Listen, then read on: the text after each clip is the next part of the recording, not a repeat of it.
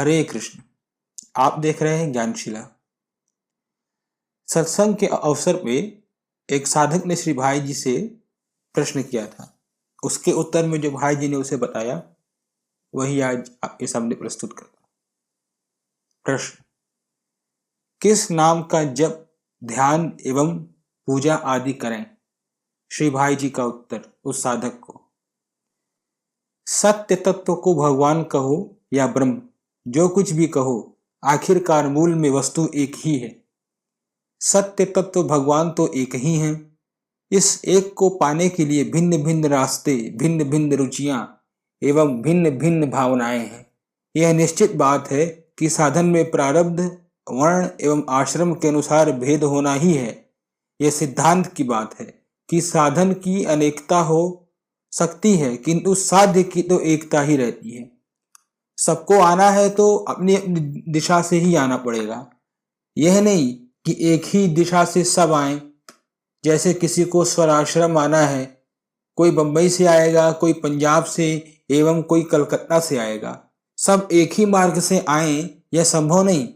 एक भगवान को मानकर अपनी निष्ठा एवं रुचि के अनुसार भगवान की उपासना करनी चाहिए। उग्र स्वभाव वाले को यह शिक्षा दी जाए कि तुम मधुर मधुर मुरली बजाने वाले गोपियों के श्याम सुंदर की उपासना करो, तो उससे कभी भी उस मधुर मूर्ति की उपासना नहीं होगी। उसे रणांगण में सुसज्जित भगवान के स्वरूप का ध्यान कराए तो सुगमता से उसको लग जाएगा। तो सबका स्वभाव भिन्न भिन्न होता है, उसके अनुसार ही वह भगवान की उपासना या ध्यान कर सकता है। रुचि के प्रतिकूल उससे नहीं होगा। मैंने पहले एक सज्जन को देखा था, उनका स्वभाव तेज था। उनको किसी पंडित ने सरस्वती की पूजा के लिए कहा। उन्होंने बहुत चेष्टा की सरस्वती का ध्यान लगाने के लिए, किंतु अंत तक उनका ध्यान सरस्वती में नहीं लग सका। उनकी जांच की गई कि क्या बात है भाई, इनका ध्यान सरस्वती में क्यों नहीं लगता। जांच करने पर उनका स्वभाव उग्र पाया गया। सरस्वती में क्यों नहीं लगता? क्योंकि उनका स्वभाव उग्र था। भगवती छिन्नमस्ता देवी यह ध्यान लाया गया कि भाई इनका ध्यान करो। देवी छिन्नमस्ता के हाथ में खप्पर है और एक हाथ में मस्तक, उसमें से रक्त गिर रहा है। उस रक्त को महारानी छिन्नमस्ता पान कर रही हैं। छिन्नमस्ता और सरस्वती देवी दोनों एक ही हैं, किंतु उनका उग्र स्वभाव नहीं बदलाया गया, इसी से उनका ध्यान नहीं लगा।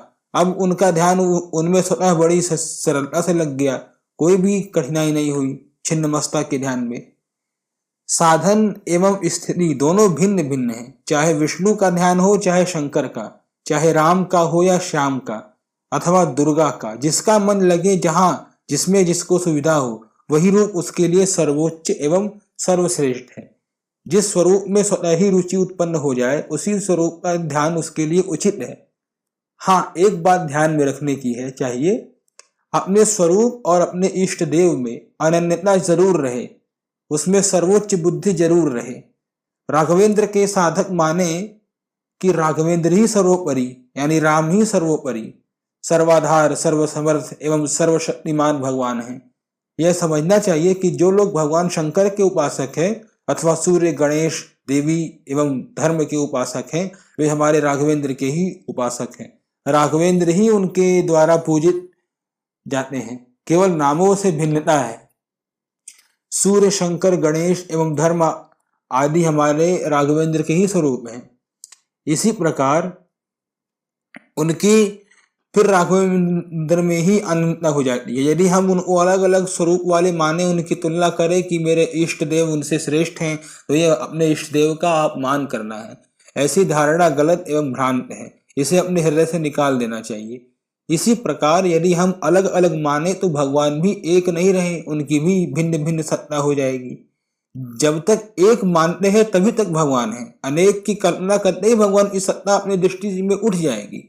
अतः उनका एक ही स्वरूप मानना चाहिए। उनके रूप एवं लीला सब नित्य हैं। वे तो नित्य हैं ही, जो पूर्ण है उसके लिए शब्दावली द्वारा विवेचन नहीं किया जा सकता।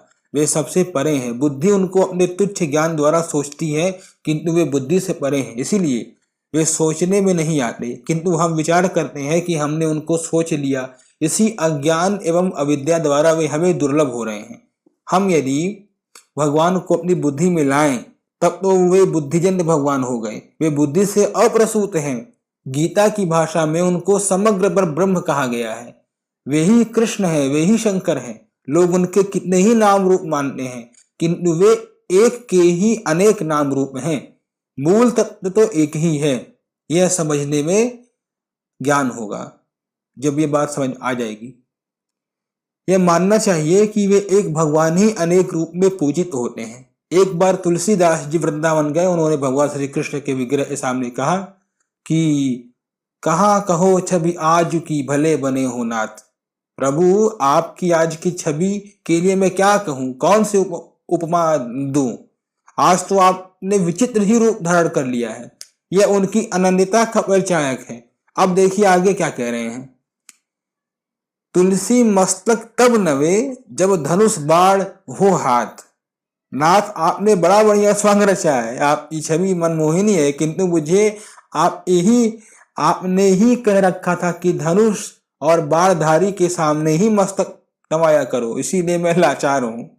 आप धनुष बाण धारण कीजिए, मुरली रखिए, तब मैं आपको मस्तक नवाऊंगा। अपने इष्ट देव में सर्वोच्च बुद्धि होनी चाहिए। इस दृष्टांत का मतलब यही है और कुछ नहीं। भगवान की अनन्य उपासना है, इसमें सांप्रदायिकता नहीं होती है। उनका नाम रूप कैसा, जैसा रूप वैसा ही नाम। जिसे भी जो अच्छा लगे वही उसके लिए उपास्य है। सभी नाम भगवान के हैं। साधक को दो बातें ध्यान में रखनी चाहिए, बहुत जरूरी बातें, दो बातें। अपने इष्ट में और अपने साधन में सर्वोच्च बुद्धि जरूर रखें। पुराण आदि जिस किसी भी शास्त्र ग्रंथों में देखिए, सर्वत्र एक ही तत्व को लेकर उसकी स्तुति आदि की गई है। नाम रूप चाहे जो भी हो, जो विशेषण भगवान विष्णु को दिए हैं वे ही राम, श्याम एवं गणेश तथा दुर्गा आदि देवों में लगाए गए हैं। कोई भी रूप हो, उसको सर्वोच्च मानकर उसकी स्तुति प्रार्थना ही की गई है। निर्गुण नीचा है एवं सगुण साकार ऊंचा है। यह भावना अगर मन में आएगी तो उस एक तत्व से मन हट जाएगा फिर।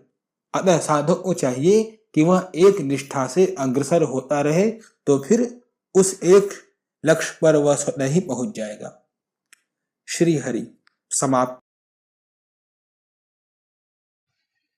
ज्ञानशिला को सब्सक्राइब करें, वीडियो को लाइक करें और स्वजनों के साथ शेयर करें। धन्यवाद।